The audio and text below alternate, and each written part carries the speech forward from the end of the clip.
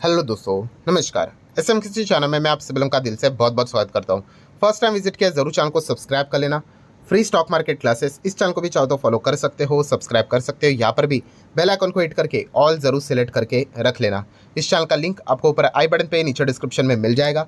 And आज ही के दिन की बात करें, इस चैनल पे जो वीडियो आया है उसको गलती से भी मिस मत करना, बहुत इंपॉर्टेंट है। फिलहाल जो सिचुएशन देखने को मिल रही है बाजार में, क्या अभी निवेश करना चाहिए कि नहीं, तो आपको जरूर इस वीडियो में सारी चीज़ समझ में आएगी। इसका लिंक मैंने ऊपर आई बटन पे दे दिया है। सो चले दोस्तों, फिलहाल तो आप इस वीडियो को स्टार्ट कर लेते हैं।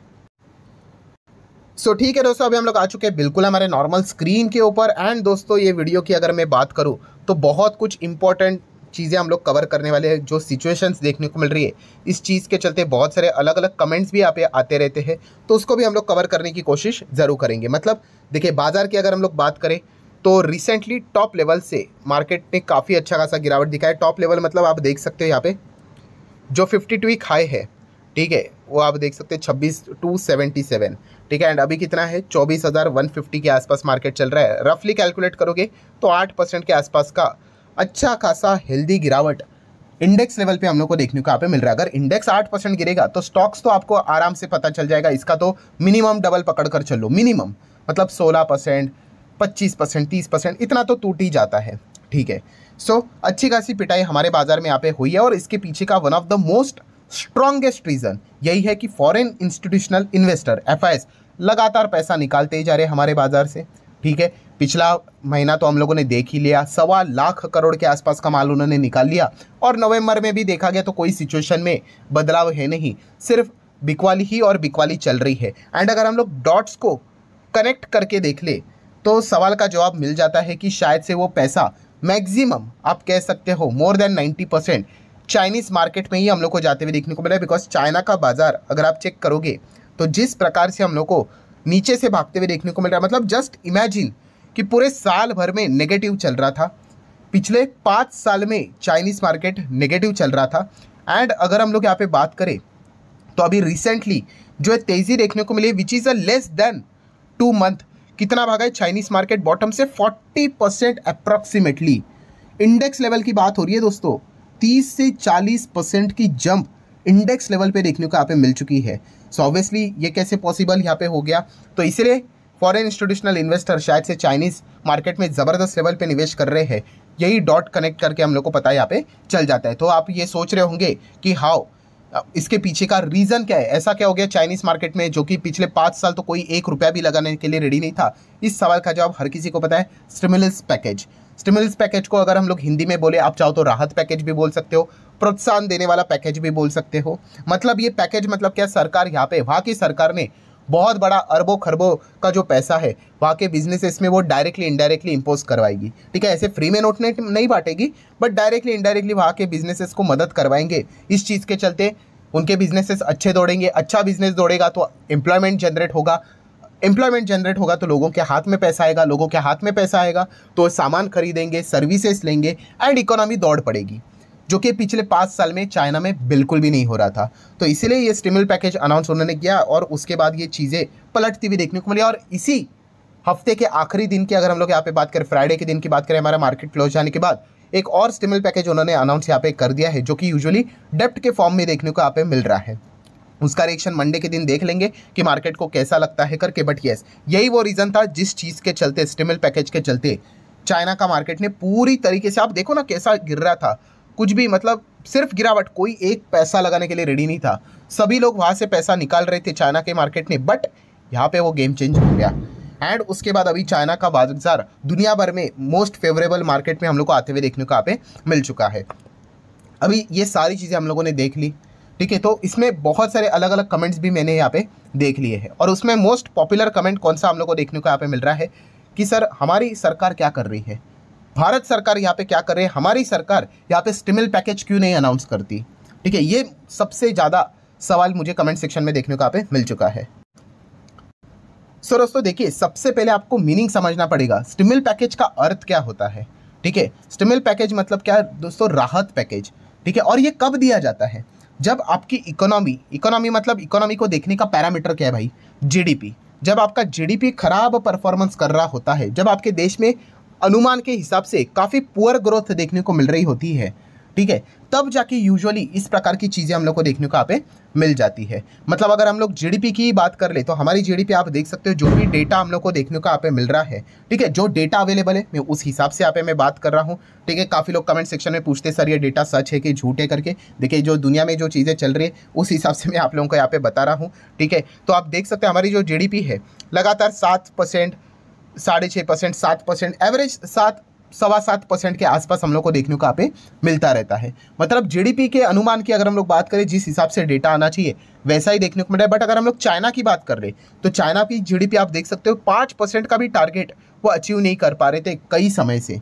ठीक है, मतलब क्या कि वहाँ पे जो परफॉर्मेंस चल रहा था इकोनॉमी का वो काफ़ी ख़राब हम लोग को देखने को मिल रहा था। एंड इसीलिए तो आप देख सकते हो कि चाइना का बाजार अभी, मतलब ये तेज़ी को छोड़ दो, चलो एक सेकंड के लिए इसको हटा दो, ठीक है, इसको मैं थोड़ा सा बाहर निकाल दूँ, ये देखो सिर्फ और सिर्फ यहाँ पे एक साल होल्ड करके भी लोगों को नेगेटिव रिटर्न्स बनते हुए देखने को यहाँ पे मिल रहे थे। प्लस उसी के साथ साथ अगर आप पिछले 5 साल का भी डेटा देखोगे, ये तेज़ी को छोड़ दोगे तो सिर्फ और सिर्फ नेगेटिव रिटर्न्स बनते हुए देखने को मिल रहे थे। मतलब वहाँ की जो हालत थी चाइना की इकोनॉमी की काफ़ी ख़राब देखने को मिल रही थी। ये तो राहत पैकेज इसीलिए अनाउंस किया है कि वो हालत सुधरे करके। ठीक है, मतलब क्या है कि राहत पैकेज किसको बोलते हैं, जब इकोनॉमी बहुत ही खराब स्थिति से गुजरती है। ठीक है, मैं डेटा के हिसाब से बात कर रहा हूँ भाई, ठीक है, तभी वो पैकेज यहाँ पे दिया जाता है। ठीक है, अगर हम हमारे ही देश की बात कर ले, ठीक है, आप देखते हो कि बहुत बार ऐसा होता है कि किसी स्टेट में बाढ़ आती है, ठीक है, नेचुरल कैलेमिटीज़ आती है, भूकंप होता है, ठीक है, बहुत कुछ दिक्कतें आ जाती है, तूफान आ जाता है और नुकसान हो जाता है। तो हम लोगों ने देखा है कि गवर्नमेंट क्या करती है, उस पर्टिकुलर स्टेट को, कोई भी XYZ स्टेट ले लो, ठीक है, उसको अनाउंस करते कि नहीं कि 500 करोड़ का पैकेज करके। अभी दूसरा स्टेट अगर बोलेगा अगर ABC करके, भाई हमें क्यों नहीं 500 करोड़ दिया, तो सरकार यही बोलेगी कि भाई वहाँ पे दिक्कत हुई थी, ठीक है, इसीलिए तो 500 करोड़ दिया, वहाँ पे तूफान आया था, ये हुआ था, वो होता, इकोनॉमिकली डैमेज हुआ, इसीलिए 500 करोड़ यहाँ पे दिया है। मतलब क्या है, ये मैं आप लोगों को बार बार समझाने की कोशिश यहाँ पे कर रहा हूँ। मार्केट गिर रहा है इसीलिए राहत पैकेज नहीं दिया जाता है। ठीक है, सरकार की बात करें, RBI की बात करें, वो मार्केट को देखकर डिसीजन नहीं लेते, वो इकोनॉमी को देखकर डिसीजन लेते हैं। हाँ, ये हमेशा डिबेटेबल पॉइंट रहेगा कि इकोनॉमी अच्छी चल रही है कि नहीं चल रही है करके, अनएम्प्लॉयमेंट का रेशो क्या है, ये क्या है, वो क्या है करके, वो हमेशा झगड़ा चलता रहेगा। इसमें कोई मतलब इंडिया भी छोड़ो, अमेरिका की भी बात अगर हम लोग कर ले तो वहाँ पे भी वही चीज़ें चलती रहती है। ठीक है, सो बताने का मकसद क्या है कि आप देख सकते हो दोस्तों अच्छी तरीके से कि पिछले 5 साल के रिटर्न्स अगर आप चेक करोगे चाइना के, अगर ये तेज़ी को छोड़ दो भाई, 40% भागने के बाद ये इतना रिटर्न देखने को मिल रहा है। वरना चाइना का मार्केट पिछले 5 साल में 10% से भी नीचे था, -10% होल्ड करके, इंडेक्स लेवल की मैं बात कर रहा हूँ। एंड वो भी आप देख सकते हो निचले लेवल से 30-40% भागा है, तब जाके 5 साल के नेट रिटर्न्स चाइना के 16-16.5% के आसपास देखने को मिल रहे हैं। बट अगर हम हमारे मार्केट की बात कर ले, अगर मैं चार्ट पैटर्न आपके सामने रख दूँ, ये देखो पैंडेमिक की बात कर ले, ठीक है, आप देख सकते हैं यहाँ पे पैंडेमिक 2020 की बात कर ले तो देख रहे हो ऊपर चला गया है, पीला पीला चार्ट पैटर्न देखने को मिल रहा है, और एक चार्ट पैटर्न आपको नीचे ही देखने को मिल रहा है।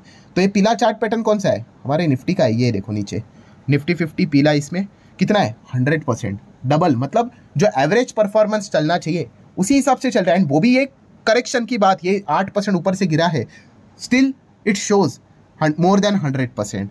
एंड चाइना के बाजार की बात करें, वो तो नीचे से 30-40% राहत पैकेज का अनाउंसमेंट किया, तब जाके अभी ये 16-16.5 देखने को मिला, वरना ये -10-15% का परफॉर्मेंस देखने को मिल रहा था। ठीक है, मतलब क्या हो रहा था, पिछले 5 साल में चाइना में कोई भी पैसा नहीं लगा रहा था। एंड अगर लगा भी रहा है तो लगातार निकाल रहा था, और बाकी मार्केट में पैसा आ रहा था, जैसे हमारे बाजार में भी पैसा आ रहा था। ठीक है, एंड ये चीज़ें बदलती रहती है। अभी वहाँ की सरकार ने राहत पैकेज का अनाउंस किया तो वो मार्केट अभी अट्रैक्टिव नज़र यहाँ पे आ रहा है, और ये चीज़ें हमेशा साइकिल की तरह बदलती रहती है। तो ऐसा नहीं होता है भाई कि मार्केट यहाँ पे गिर रहा है तो इसलिए राहत पैकेज अनाउंस करो करके। ठीक है, तो ये वाला पॉइंट हमें पता होना चाहिए। हाँ, डेफिनेटली अगर आप ये एक्सपेक्ट कर रहे हो कि अभी फिर हमारे बाजार में लिक्विडिटी कैसे आए, तो आप यहाँ पे एक उम्मीद रख सकते हो, होप रख सकते हो, किसके ओर से, RBI के ओर से।